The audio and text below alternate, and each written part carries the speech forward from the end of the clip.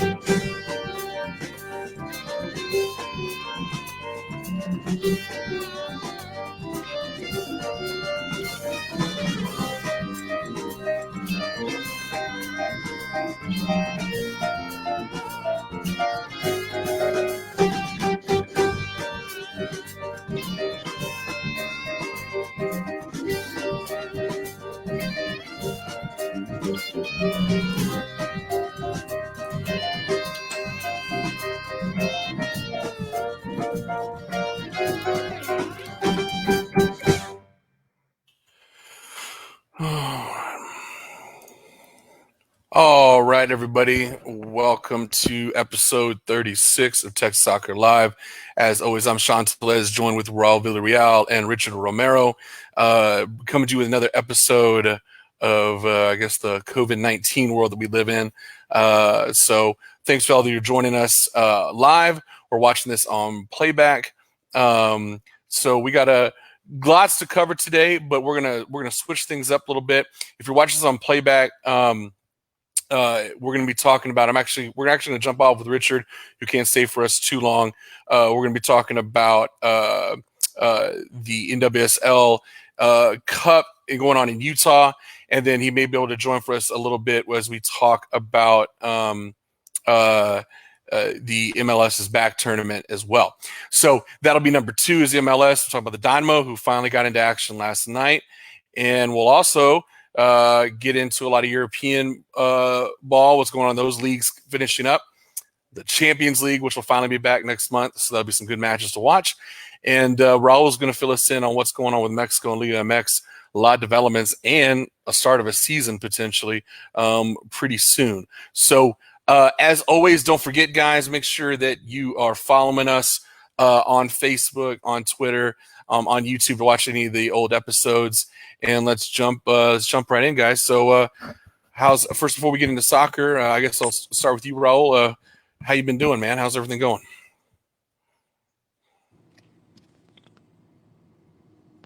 Oh, I think your mic's muted. Yeah. I've been all right, just trying to stay safe, but also trying to get out of the house. You can only be locked in the house for so long until you start to go crazy. So, yeah, I'd step out of the house if I need to, go get like groceries and stuff. Have a few beers here and there at my uncle's house and stuff like that. But I mean, yeah, other than that, everybody's doing good. Been healthy, making sure I stay healthy, staying away from people that are sick and stuff like that. How about you guys? How are y'all doing? Richard, what's up? Hey guys, so just a lot of new developments this whole month of July. I booked it solid, and suffering the consequences of that right now. But very happy. There's new steps going forward with my family. We started out a taco truck, which I mean, it's gonna put a little plug here. If y'all want to come and try it, it's over here on the central southwest side of Houston. It's called Texi Taco. My dad, he's been wanting to start something, a new business on tacos, so it's gonna be nice. Definitely, y'all should come out and try it out. But I think for me, it's just been a lot of reflecting and just also thinking about next steps because I mean COVID has made us aware that the job market and just like next steps on education.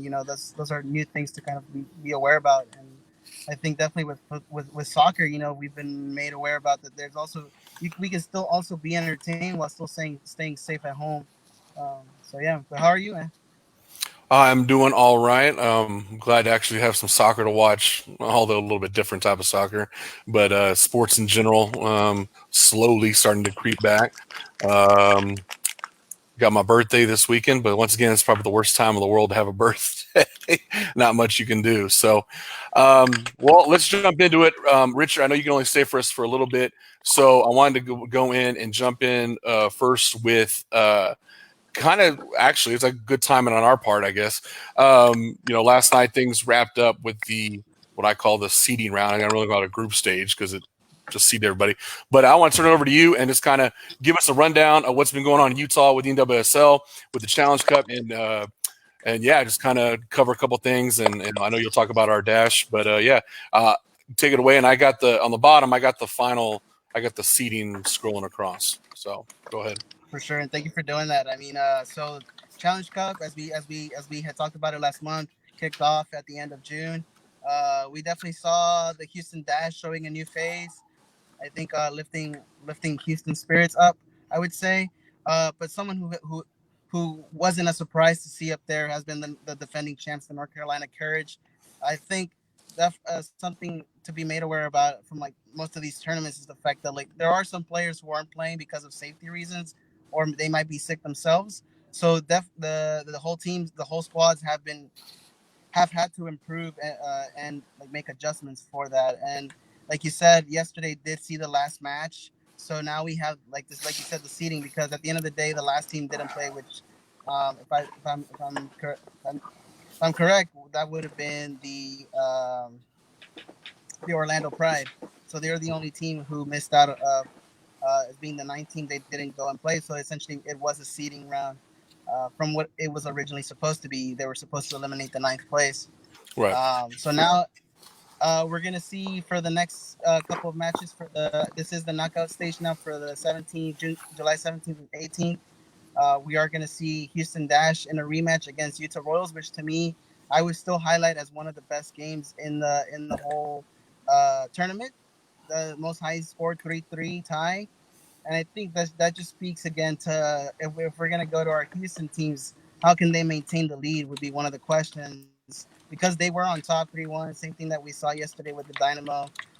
So I think those are some things to consider. Is it will if Dash is going to win or if they have any hopes of winning this tournament, how are they going to make sure that they maintain that lead when it comes to maintaining that score?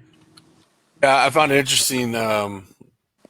Seeding wise, they ended up being the fourth seed, so you got a 4-5 matchup, against Utah. So you'd expect those to be some closely comparative teams. I don't know. What were your thoughts on the fact? I just find it interesting.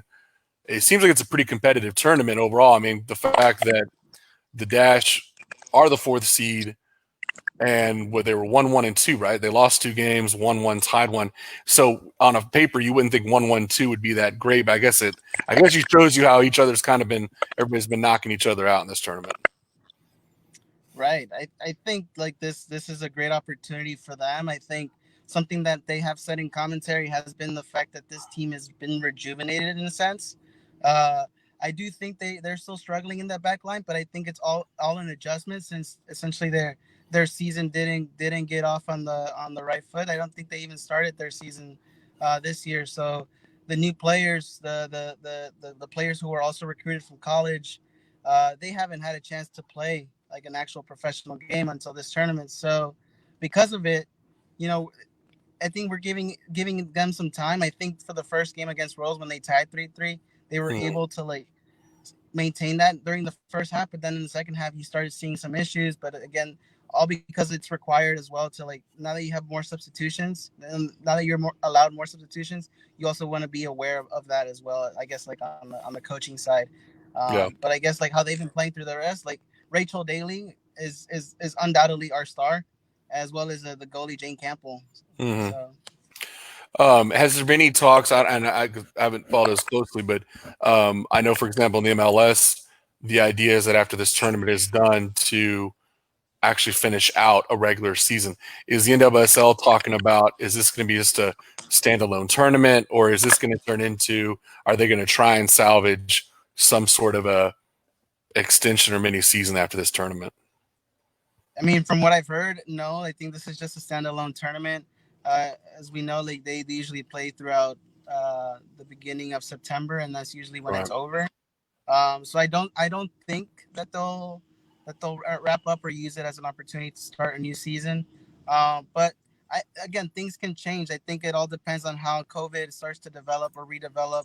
As we see here in Houston, it started popping back up. So I think that was probably one of the reasons why the Orlando Pride missed it, was because they are in Florida, and at the time, like last month, uh, they were one of, like, the most they were one of the states, or the cities with to have more control over, or to be more aware about with COVID situations. So I Mm-hmm. think that was in the end why they ended up staying back, just because of safety measures around COVID. So is that going to happen with all the teams? I mean, all the teams left in the Dash left before the COVID spread was declared a level 1 emergency. So all the teams over there, everybody who's over there right now, Right. hasn't suffered the consequences of COVID in their states right now. Yeah. Well, definitely. Well, we appreciate that update. I did notice that. I guess it'd be nice. They are adding a franchise coming on for next year from Louisville, so they'll be at an even 10 teams, which will be, I guess, is easier to manage than having an odd number. But yeah, anything else you want to share with this NWSL? Do you want to jump into MLS real quick? And let's go right to it. All right, man. Well, I know you don't got much time, but the two things I guess I want to get your take before you got to jump with us is we'll get a lot more in depth than Dynamo. Before even that, what's kind of, and I'll Raul, if you want to jump in on this too. I was kind of curious, like, overall, what y'all's impressions have been so far. We've gotten through basically every team that's in the tournament has played a game. They're starting today was the start of the second round of group stage games. So yeah, I mean, I guess I'll start with Raul. I mean, what's your kind of overall, what are your thoughts on the MLS being back? Um, so far, actually, it looks like a lot of these teams needed a break. They look pretty good. They look solid. A lot of players look in shape. A lot of teams haven't changed. Like your typical teams that are always normally on top, basically stayed the same. They just got the rest that they needed. And then the teams that are at the bottom, I mean, they're at the bottom. Um, some players look good. Like Columbus Crew, I mean, it's one of those teams where it's like you never really know, but they look pretty good.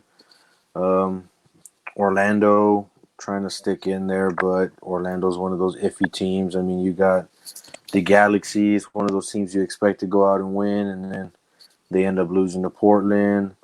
And then you got LAFC putting up a fight against Dynamo, which a lot of people really didn't expect the Dynamo to do that, but I mean, it happened. They put up a fight, and I give them that. Yeah, But I think they need to take this game as a lesson because they need to start defending way better than like what they did yesterday. Because you're up 3-1, you got to hold that lead. You got to hold it. You just can't give it up like that, especially against a team like LAFC. yeah. I guess Richard, I guess I mean, your thoughts on let's pick up where Raul left off there. Your thoughts on the Dynamo reaction, surprised, not surprised. What did you think of that game last night with the Dynamo, and then kind of what are your overall thoughts on the tournament so far? Yeah, man. I think with the again, like, I'll say it again, like, I think something that Dynamo and Dash have struggled has been maintaining that lead.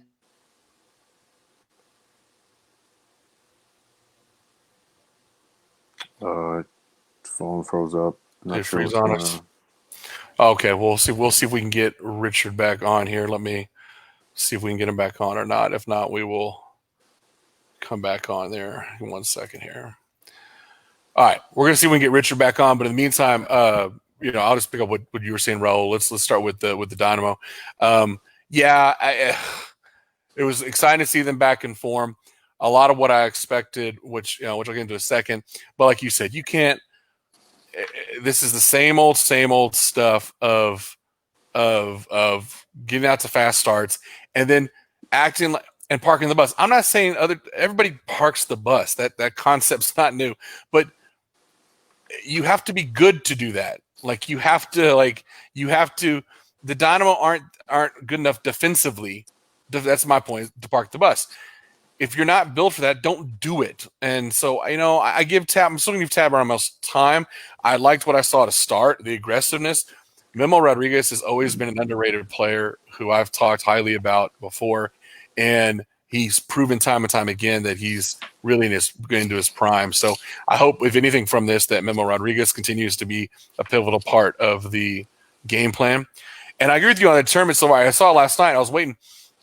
I mean, it's hot and humid in Orlando like it is here, but teams aren't using Actually, I don't see any of them. There wasn't a lot of subs, period. They're definitely nobody's really gone over 3 subs. And, they're allowed up to 5, and no one's been doing any extra stuff. So I think we got Richard back right here. So let's get his take on a few more things, and we'll hop back to the top of the tournament. So let me see if I can get Richard. You back with us? Hey guys, can y'all hear me? Yeah, we got you. Yeah. Yeah. Okay. Awesome. I wasn't hearing y'all for a second. I wasn't able to hear Sean. But I guess just like my thoughts just on how the Dynamo have been playing. Like I said, with the Dash, they haven't been able to maintain that back line and just been able to protect what's left. Especially having a 3-1 lead, you would expect them to be able to win the game at the end of the day. I mean, it was LAFC, but you really can't. How do I put this? You can't become too overconfident that you're just gonna walk away with a win like Right. that. Exactly, and especially with how the tournament actually has something at stake. I think the rest of the tournaments, sure, you get pride. In Mexico, you win pride, but here what's at stake is a place for to play. What was it again? Sorry. If you end up playing, if you win the tournament, you get into the CONCACAF champions. You get a berth. That's what I mean. There's a lot at stake here for them. I know that it's I'm pretty sure the Dynamo would be a lot better if they got into if it was just a regular season. All right, every weekend we got to play a game in between weeks and stuff like that. And I understand it's a different format, so they're not used to it. But they're not a team that can actually score 3 goals and then just say you know what, we're done. We don't need to play anymore. No, you're not that confident to have that defense to support you in the back. You do have some key players that are good, but you're not that good to where you can park the bus against any team like that. Let alone LAFC. Yeah. So, Richard, I know you got to get going. I know you're busy, but you got any last minute thoughts that you want to chime in on with the MLS or anything soccer in general related that you're been thinking about or you're looking forward to coming up?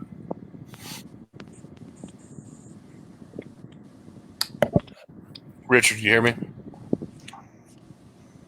Is it just me? Sorry. Yeah, Richard, I was asking if you had anything before you had to go, if you had anything else that you're looking forward to coming up, either to look out for tournament-wise or just soccer in general coming up for this month.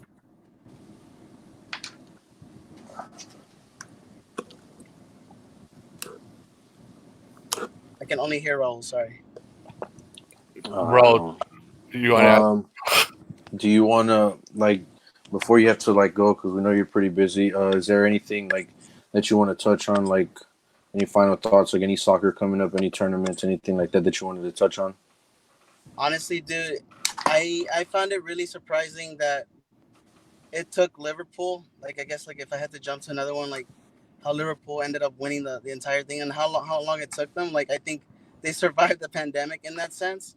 Um, but I guess just sticking locally, like I really do hope that the Dynamo kind of show a different face because I think again they're going into their 15th year anniversary soon.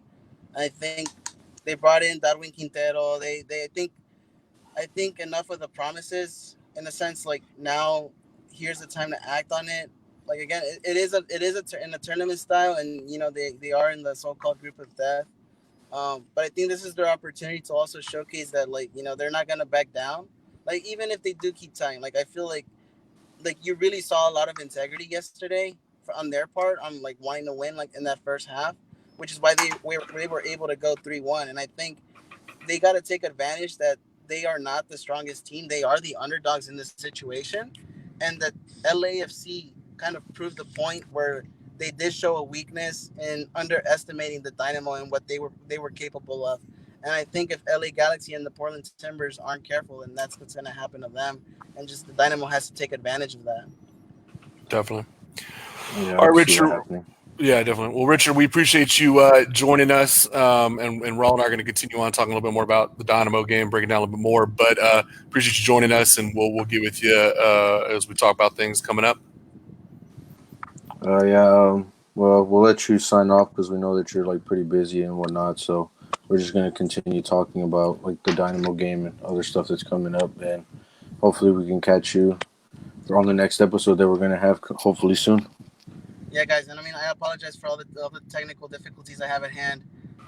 But yeah, we'll definitely catch up soon, and hopefully we'll continue to provide more content. I know like y'all anything NWSL, like I'm posting it on Twitter, like the live feed in terms of like how the scores are going. So there's definitely content there.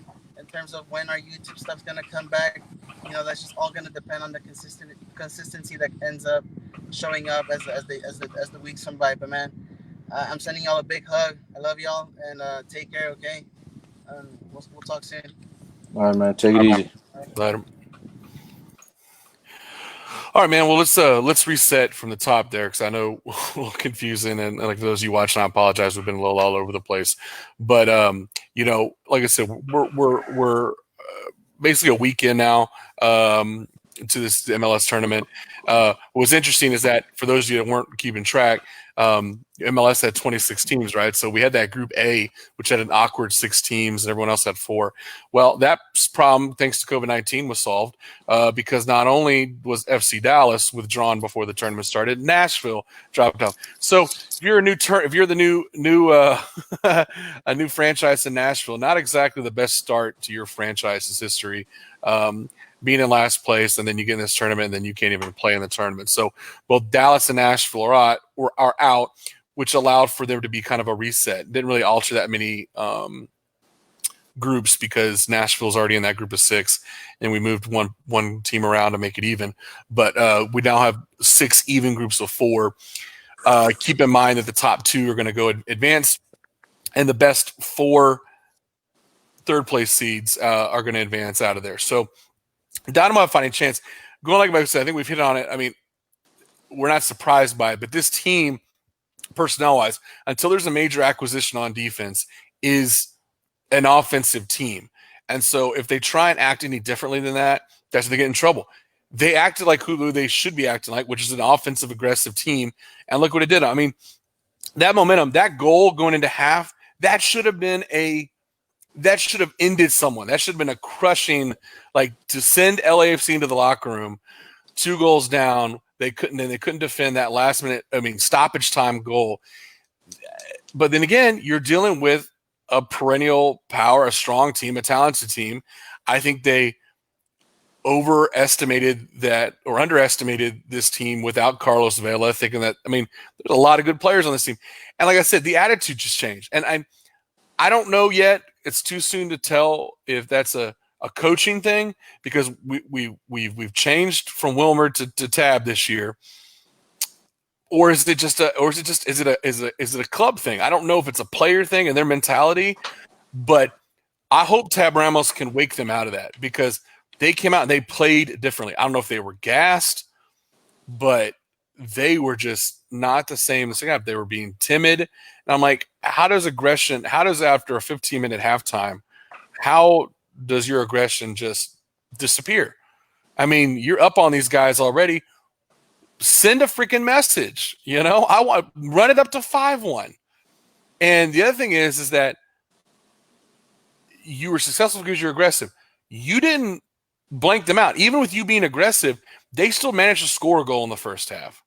So my deal is like, that your defense is not good or it's not solid, and you had to compensate for the defense with the offense. So it's a little frustrating. Yes, I'm happy. I think they shocked on a national level, national media and soccer fans. I think they surprised. Everyone thought LAFC on paper going to run away with it.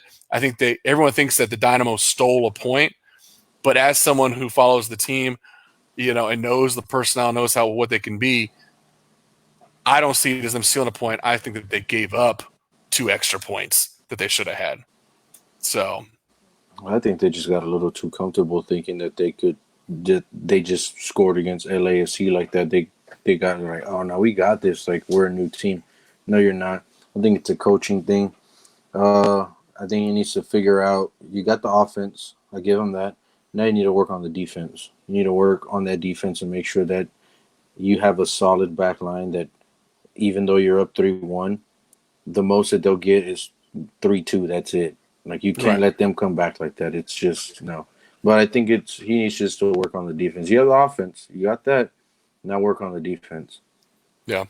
Well, and it puts them in an interesting situation. I think it helped last night. The game after them, the Galaxy going down 2-1 to Portland.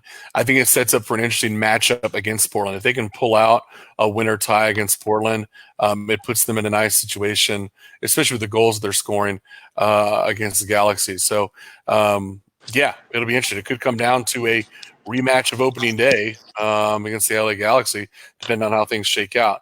That Portland team looked very strong last night, and I don't know if it's that they're that strong or if it's just the LA Galaxy are just not nearly as good as they think they are on paper. It could be that. I'm not too sure. So, yeah. So anyways, we got next round of matches that's actually started this morning, and we're going into this evening. There's actually a game at 7 tonight. Got another doubleheader. So make sure if you're tuning into that, they've been on FS1, ESPN, and TUDN have been the channels. So the Dynamo will be back in action this Saturday. So tonight you got the host Orlando is playing New York. You got Philly against Miami in the late game. Another interesting matchup will be, like I said, I think what am I looking at? On Thursday, you got Montreal, Toronto playing each other. And I think the best matchup is the late game on Thursday. Columbus against New York Red Bulls. Both these teams have been playing really good. They've been winning games, and they're both top. So they're going to be competing for who's going to be number one in their group. But if you want to check out the Dynamo again, Dynamo face off against Portland on Saturday night, 7 o'clock. That'll be a pivotal game. If they can pull out a tie or win, that will do wonders for them going forward. And that's going to be on ESPN at 7 o'clock. The LA teams will face off in their little Classico at 9:30 after that match, also on ESPN. So if you want to see what people are calling the group of death, which the Dynamo are part of, Group F, then tune in Saturday to ESPN. Okay, let's jump in I'm going to turn it over to you, Raul, because let's go jump in to Liga MX, which I know there has been, it's obviously not a season going on, but a lot of people don't realize there is a tournament. It's not the tournament, but it's a tournament. So there is some Mexican soccer taking place, which is about to move into they moved out of the group stage into elimination now. And the actual season itself is going to be starting at the end of this month, pending everything going. So kind of break it down for us what's going on with the Cup going on in Mexico and all the different schedules and things that are about to start falling into place. Yeah, so right now they're playing a tournament, Copa for Mexico. There was only a few teams that were able to get in. There was only America, Cruz Azul, Pumas, Toluca, Tigres, Atlas, Chivas, and Mazatlan, which is a new team that they just brought in. But they played this tournament. It started, I think, maybe like two weeks ago, maybe a week ago. Um, Tigres, Chivas. So Chivas surprisingly like stayed in their Tigres. They they picked off they picked up where they left off like they normally do. America, Cruz Azul, obviously they're up there. Cruz Azul because I have a conspiracy that if they were to win, they have to give them this because the season ended and they didn't get to get anything. So it now there's no quarterfinals. Like who had the top two teams from each like group that they had, Group A and Group B, advanced to semifinals. On Wednesday the 15th, you have Tigres versus Cruz Azul, which is the first place team. Well, yeah, like the first place and like fourth place. And then basically. you have America versus Chivas on Thursday the 16th. Mhm. And that's just going to be one leg semifinals. And then on Sunday the 19th, the final. We will find that out after Wednesday and Thursday. So Thursday night you'll find out who's playing who. So yeah, this tournament is basically to like get money into Mexico with everything that's going on and stuff like that. So it's a small tournament, but you have three of the big teams in Mexico that everybody calls. You have Cruz Azul, America, Chivas. Those are the big teams. Surprisingly, the one that didn't get in was Pumas, and Tigres got in. So there's a new big team, the Big Four. Which was what are your? I mean, I loved how, like you said, you go back to you said about Cruz Azul. I mean, they are the only team that was perfect. They got 9 points out of it. I mean, what do you think? What is your predictions for the rest? I mean, you think your Tigres can knock off the perfect Cruz Azul? Uh, I think so. I mean, we lost to Cruz Azul during the regular season, like when before all this started. But I mean, like Cruz Azul is not all that great. They're not all that great in my opinion.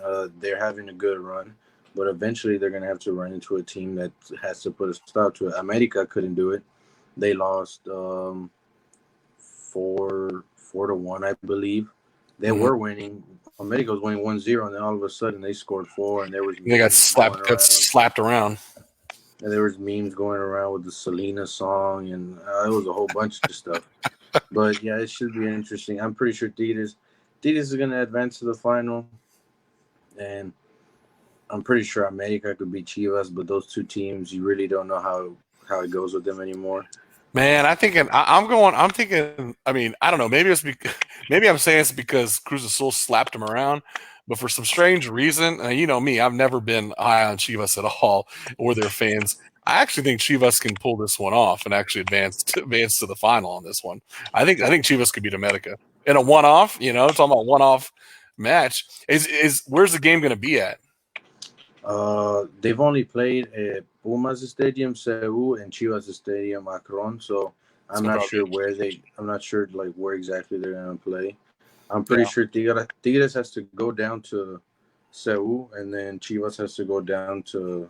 No, America has to go down to Chivas Stadium. So so I'm thinking. So I don't know. It could be interesting. So yeah, I'd go with Chivas on that, and just because like I said, I'm with you though. I'm gonna watch the Cruz Azul and Tigres game very closely because I swear there's some conspiracy stuff going on. If this comes down to some late penalty crap or someone getting carded, like Cruz Azul fan, shut up because they're all crying because the best chance for a title they couldn't get it. So you know, even yeah, even I'd even love for COVID them to 19 lose. doesn't even COVID-19 doesn't want you to win. Yeah, I'd love for them to lose because you couldn't win the regular season and you can't even win the short season. So it's not meant for you to win anything. How about you mentioned the team in here? I mean, we say they're a new team, Mazatlan. They're Monarcas, they're Morelia. We get it, but thoughts on them? They're pretty high in my. Didn't they start the tournament? Their 1 point I think came in the first game. They got a tie or something like that in the first game. Um, they were pretty high and mighty of themselves on social media. What are your thoughts on the new look Monarcas, aka Mazatlan? Um, I don't know. It's kind of tricky, like because it's a new team and they're trying to get established and whatnot, but they're trying to come in like too cocky when they're not. They're not supposed to be like that. But I mean, let them run themselves down like every other expansion team that comes along. Hmm. But yeah, they only got 1 point, and that was a tie with Tigres. After that, they got like slapped around. I think they only scored like 1 or 2 goals this whole season, which I mean to them, I'm pretty sure they're excited because it's one goal, their first goal ever. But I wouldn't Yeah. get too excited because it's not their first goal in a season, a regular season, Liga MX season. So when Hmm. that happens, all right, I understand it. You get your first win, I understand it. But yeah, they're just too cocky. They're talking way too much. They're going after every single team, and it's like you need to play a real game against a real team first, and like during a regular season, then you can come and talk. Well, speaking of the season, it's going to be starting coming up, right? Yeah, the season starts Friday, July 24th. Every Next. team has already released their schedules, the times, and everything. It will be closed doors, sadly, but they're going to be playing in their own stadiums. It's not just two stadiums. They're going to be playing in every single stadium, home and away.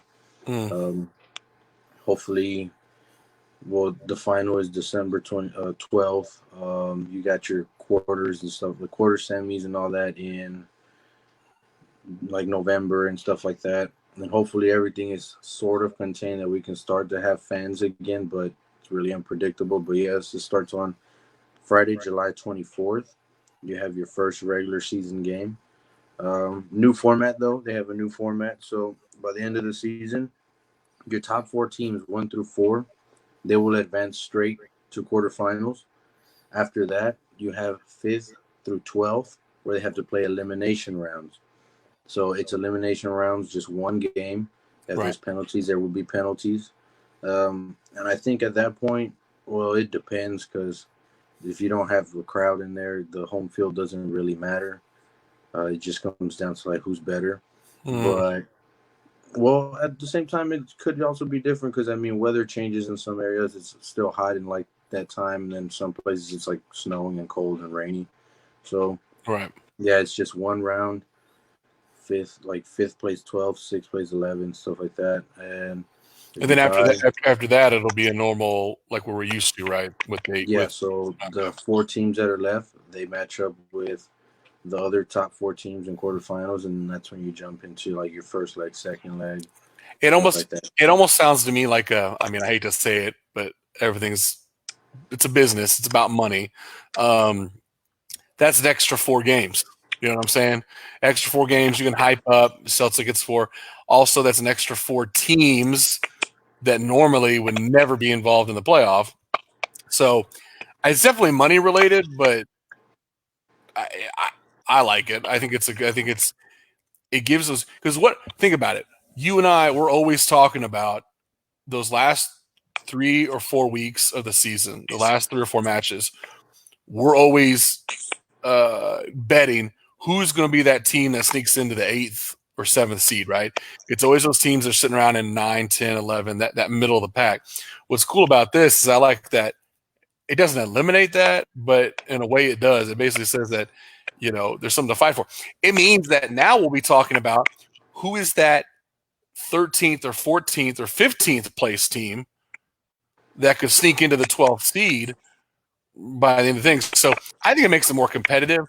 And you won't get a lot of trash matches at the end, right? Where even if you're a last place team, you're still in the mix technically.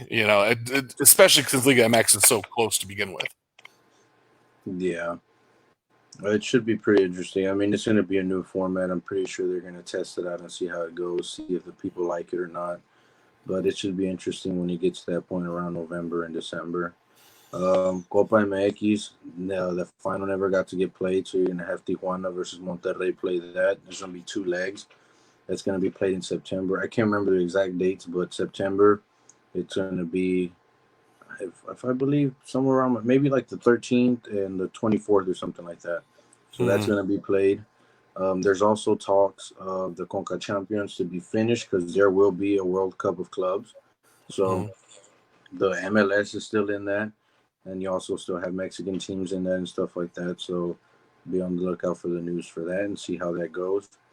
But yeah, I feel like Mexican soccer is they're getting in a groove. They're getting into a movement to where they plan to basically, I think even though it's not like contained over there with the COVID-19.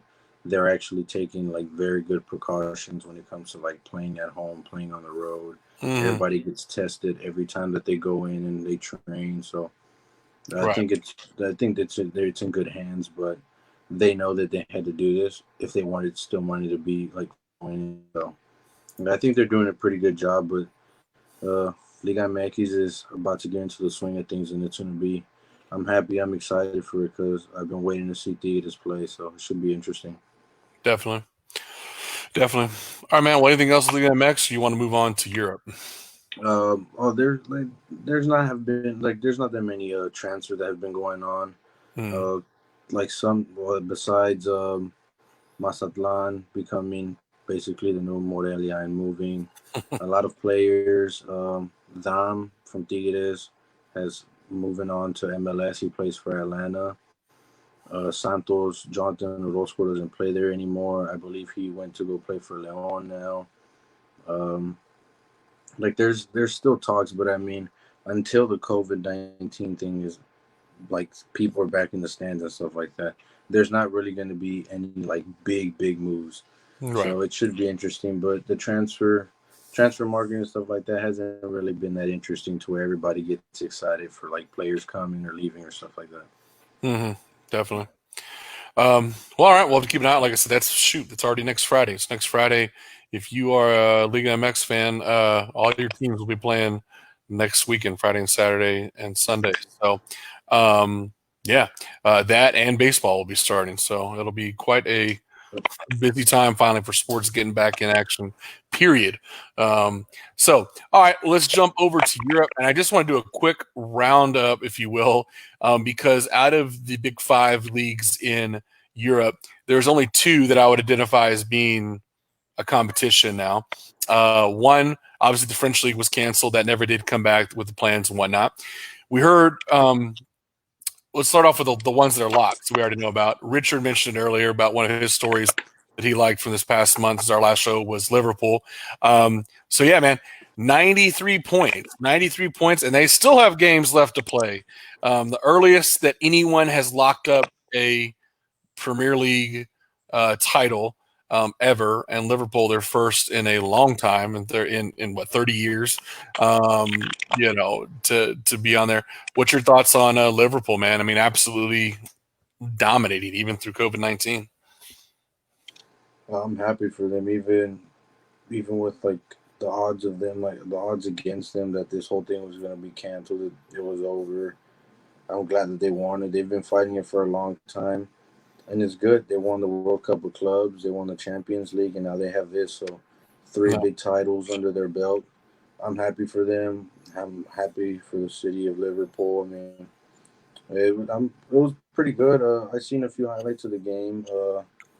Fans were crazy. They even despite COVID-19 going on, they went out into the streets and they were popping fireworks and drinking beer and like the way it should be celebrated.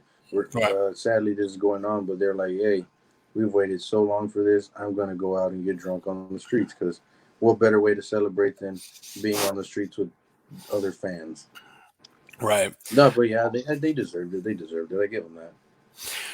Yeah, the crazy thing is that they're sitting at 93 points and there's still 3 games to play. So if they, I mean, not that they have anything to play for, but this is the crazy thing about that. Potentially, they could have over 100 points once it's said and done. 100 points on 38 matches is absolutely insane.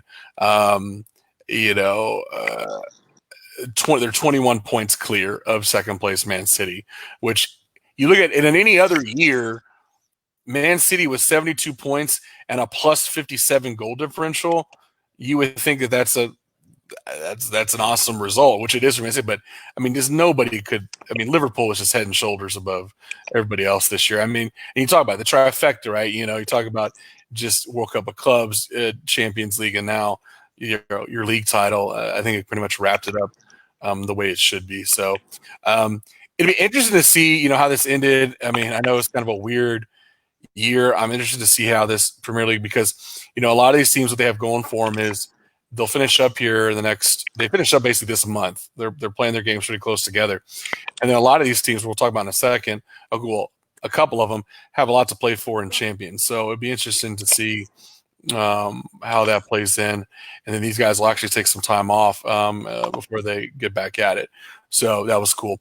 The other lock, no surprise, is over in the Bundesliga with Bayern Munich. I mean, virtually locking it up. Mathematically, I don't think it's possible for Dortmund to catch. They're sitting there at 82 points and Dortmund's at 69. Bayern, during this COVID phase, went on a nice little run. What's crazy for them is that they're sitting at 100 goals for a plus 68 goal differential. These guys scored 100 goals, which I find it crazy because at the beginning of this season, Bayern did not start off well. And I remember us talking on the show like, oh, the Bundesliga could be competitive this year. Look at Leipzig. Look at Dortmund. Look at Schalke. Same old same. Bayern Munich scored 100 freaking goals and 82 points, runs away with it. I mean, are we ever going to see this team be bad? I mean, that's my question, you know? Well, eventually, some of these players have to, go away. I mean, they can't play soccer forever, but I mean, I give them maybe 2 more years, maybe 3 more years of reign. They have it. But after that, I don't expect to see some of these guys to be playing forever. Somebody else is going to have to come up. Maybe it'll be time for Dortmund to come up because, Bayern, it's like every year, man. Well, and they reload, that's for sure. So, we'll have to look at it, but they haven't slowed down at all as of yet. So, and what's interesting, like I said, we'll see them. They're one of the teams we're about to talk about. They're going right into Champions League. They're in one of these little playoffs against Chelsea to see who's gonna go forward to play. So they still have a lot of soccer to play with Champions League. Before we get to Champions League, let's talk about the 2 leagues where we do have some competition going on here to the very end. The Serie A the Italian league still has 6 games. So unlike the other leagues, only had 3 or 4 games left. Serie A actually has a sizable 6 games. And looking at it, you have Juventus, no surprise, right? Sitting at 76 points. And this came up, I saw in the comments, I think Rudy was asking us, what do we think about the surprise of Atalanta? Atalanta's sitting there at 70 now, 6 points. So they've played 1 more match. They only have 5 more matches. Juventus has 6 matches. But they're sitting there at 70. And then you got both Inter Milan and Lazio sitting at 68. Any chance any of these teams in your mind can catch Juventus? Well, I don't know because Juventus has, throughout this whole pandemic thing, they've had a shaky season. I've seen some highlights of them losing against Napoli. I would love for them to see them lose, just because I would love to see Ronaldo lose. But if I had to pick one, maybe you said Leipzig was in 3rd, right? Oh, no. For Serie A, Serie A. So 3rd is yeah. Inter Milan and Lazio out of those top teams, and Roma's 5th. Juventus, 2 of those 6 matches, one's against Lazio and one's against Roma. So they do have to play 2 of those 6 are against teams in the top 5. I'd give it to Lazio. Yeah, I could actually see them being one of those surprise. Roma, you really don't hear about anymore. They had a good run, but after De Rossi left and stuff like that, you don't really hear about Roma like that anymore. But Lazio, that's one of those teams that can surprise you. I mean, they actually have good players. They just don't get the hype because they don't have superstars like all the other teams. Right. And we're going to see them on Monday, actually. Monday, Juventus and Lazio play each other. So we'll get to see right away what they're all about. They also got they had to play Napoli. They got some interesting schedules. Just the question that Rudy about Atalanta, they are a surprise. We talked about them. We're going to talk about them again in Champions League because Atalanta's that dark horse who's still hanging around. I think it's impressive. Can they finish it out? I don't know. Out of those 2 games, one of those games they do have to play Inter Milan, but the rest of the games are very winnable for them. And so, they tied Juventus back on the 11th. Atalanta and Juventus played a regular season game. It was 2-2 tie. So they can definitely hang with them. They're not out of they're not in a different category, but it's interesting to see what can be done. So it's one of those things, man. Go back to the Bundesliga conversation we had. You want to say, oh, finally, there's a chance here. We're going to have someone sneak in here. And like we're talking about with Bayern, I feel like it's the same conversation with Juventus. I want to give one of these teams a chance. But, man, it's hard to argue against Juventus when in crunch time. You know what I'm saying? And when it counts. Now, like I said, the other factor is all this is going to be wrapped up before Champions League. So, that's what's weird about this is that in the past, right, you're having to go back and forth between all the other tournaments going on in the regular season. That's not going on here. They can focus exclusively. And other than Atalanta, what these other teams have going for them is that they can go all out because they ain't playing for the Champions League. This is what they got. They're playing for domestic. So I don't know, but like I said, Juventus is always just so freaking loaded and can bring – we know can slap someone around if they need to when it comes down to it. So it'll be interesting to watch. I'll definitely want to follow it. But I think I don't think it's going to come down to the wire. I think in the next couple of weeks there'll be some separation, or it'll get really close. I don't think it's going to come down to the wire. I think someone's going to separate themselves from the pack. So it's my thought. Interesting one here, and we've debated this before. And Joel with his weird comments. I'm glad you're here, Joel, and I'm glad you think I look cute in my hat. So thank you. A nice profile picture, by the way. And Joel will probably jump in on this one. La Liga. We're coming down to literally two games? Yeah, 2 games remaining. Real Madrid, 4 points clear. As we mentioned, you and I were talking before the show, Real Madrid wins a game, it's basically locked. It is locked mathematically. So in order for Barcelona to have a chance, they got to both win both their games, which is doable. But even if Barcelona loses one, if Real Madrid loses one, they still the 4 points is a killer. So Real Madrid is virtually won. Is there any chance in the wide universe that Villarreal and Leganes could defeat Real Madrid and spoil their party, or is Real Madrid going to get another title? I can already see Joel's response. I'm pretty sure they're going to run away with it, but I would love to see Villarreal just kill their celebration. Like, yo, that is it. You thought you had it. I just swiper your ass. I just took it away, and I'm gonna just run with it. I do agree with you. I would love for it to come down to the final game, and it'll come down to the final game if Barcelona, which if they lose on Thursday to Osasuna, you don't deserve a league title. Get out of here.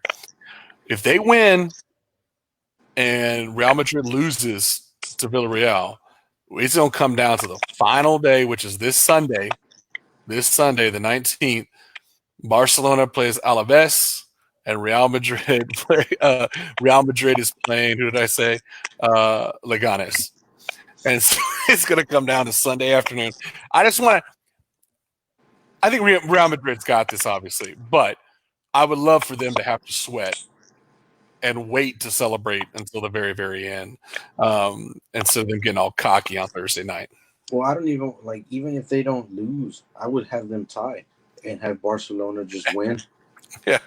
Yeah. Have them tie one game and Barcelona wins both their games.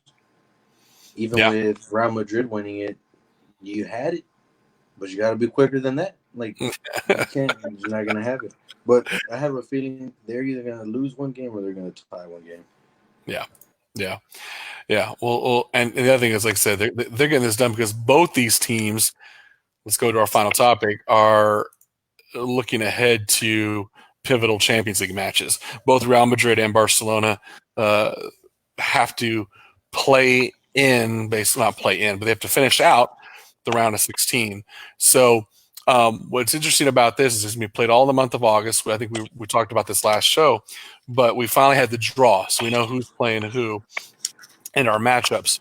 So the problem with COVID-19 is COVID-19 stop things midway through the round of 16, or at least the second leg of round of 16.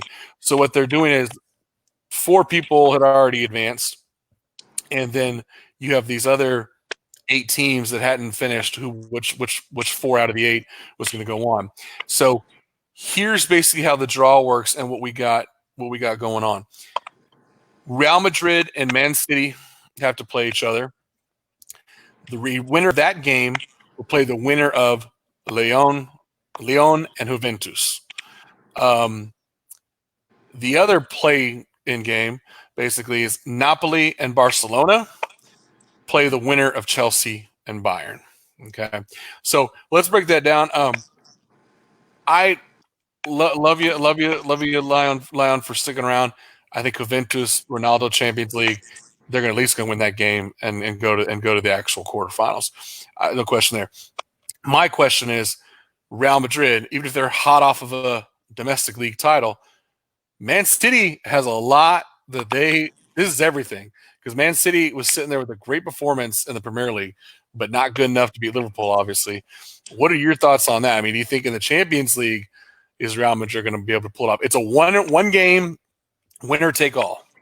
Man City, Real Madrid. Who do you got?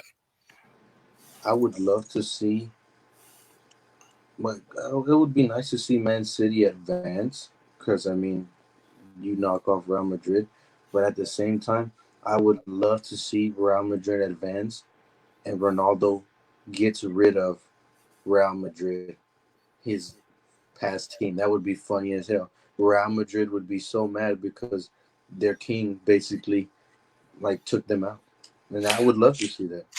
I mean, I agree with you. I think the more exciting matchup eventually would be in the quarterfinals would be Real Madrid and Juventus. I think that's where the money's at. But I also, like I said, in a way, I feel bad for Man City. Although you remember Man City was facing that ban on Champions League. It got overturned. You got it appealed. So it'd be interesting to see what they can do.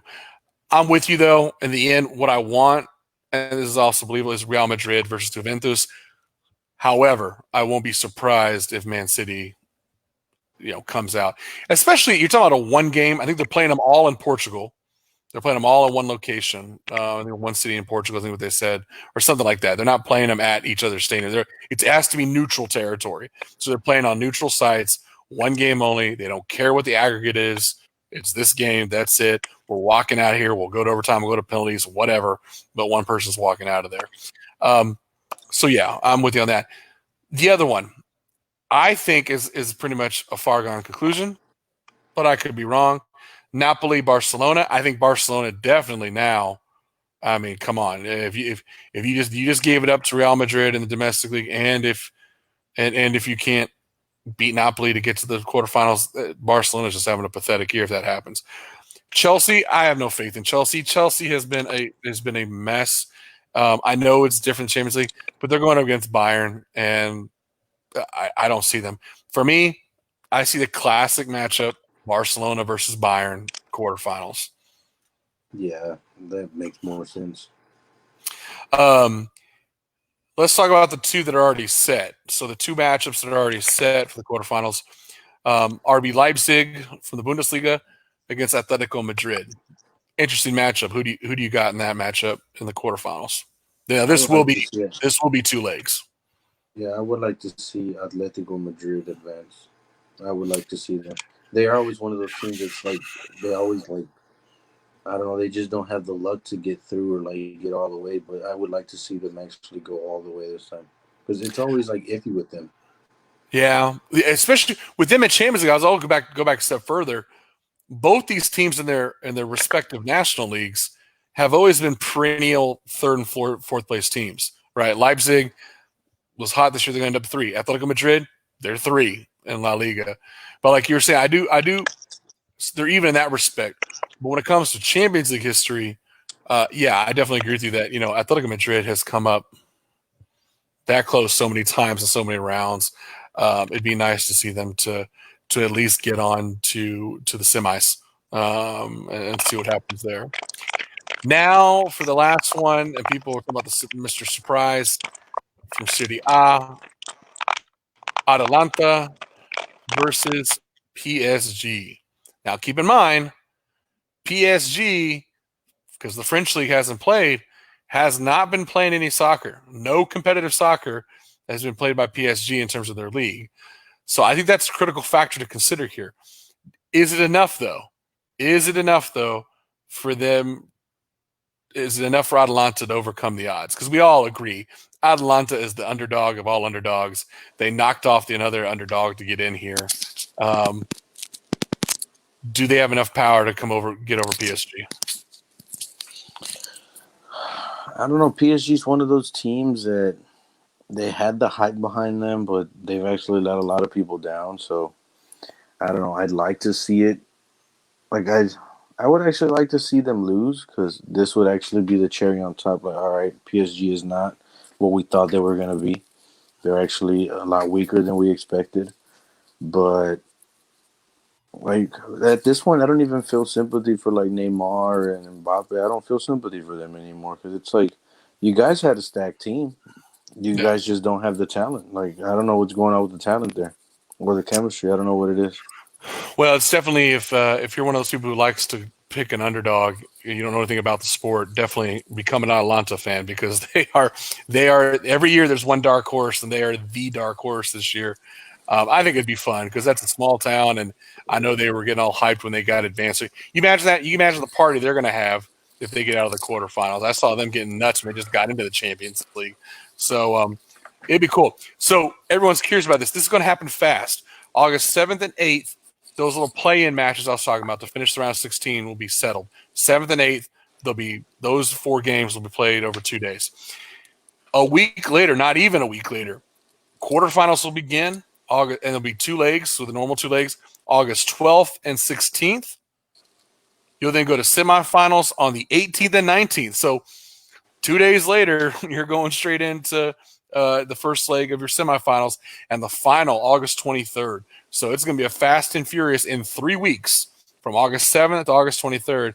They are going to play the whole entire thing, and it'll be fast. So it'll make for a very interesting August, considering that all the other domestic leagues here will be done, but you'll have, like I said, you'll have in the middle of August at the time the final for the MLS tournament's going on. Liga MX will finally be back in action.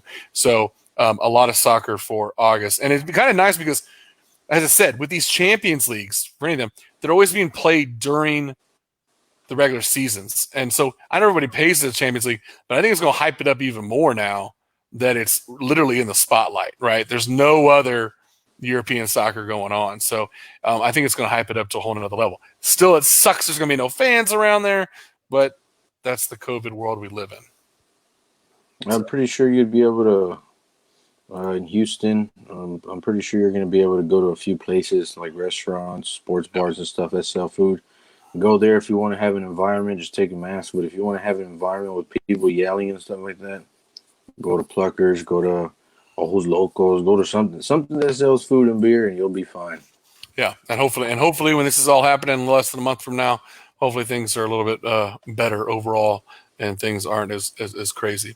So, okay, well that's it. We're at about an hour on the dot. That's basically what we had to cover, guys. So make sure you're liking and following and sharing and all that good stuff on the Facebook page. I'll upload this to the YouTube channel later on, and we got the Twitter's page as well. So make sure you're following us. We apologize for all the technical difficulties at the start. And just the mess up, and Richard couldn't stay for that long with us, but it is what it is. Life happens. So we'll come back to you. We'll set a date for August. Probably come back to you in the middle of all this Champions League stuff. So I'm thinking we'll come to you probably a month from now, but we'll do lots of updates along the way. I will be doing some individual updates like I was doing with the MLS. I'll be doing that with the MLS tournament, the next 2 Dynamo games especially. And I'm sure Raul or I will come to you all at the end of the month with Liga MX. That'll be a fun. Maybe we'll do a little first week preview sort of thing, or talk about the results after week 1 and see how everybody looks post COVID-19 cancellations. So, all right, man. Anything else you want to share with the people? Or are we good? No, not really. Just get ready for a lot of like a jam-packed soccer in these next few months. Right now, there's MLS games going on. There's going to be one right now and one at 9:30. So tune into that if you want some late night soccer. But yeah, just get ready for a lot of soccer going on. We're finally getting sports back. It's all we wanted. We're gonna have overlaps with different sports, but yeah, it's gonna be hopefully by the way things are looking, it's either gonna go good or bad. But hopefully by the end of this year, whatever we have left, we're gonna be jam packed with sports all around. So that's all we were looking for. Yeah, all of y'all just stay safe. Perfect. All right, y'all. Well, as always, for Raul Villarreal, I'm Sean Telez. We're going to send y'all out with our normal outro song. So, peace, guys. We'll see y'all later.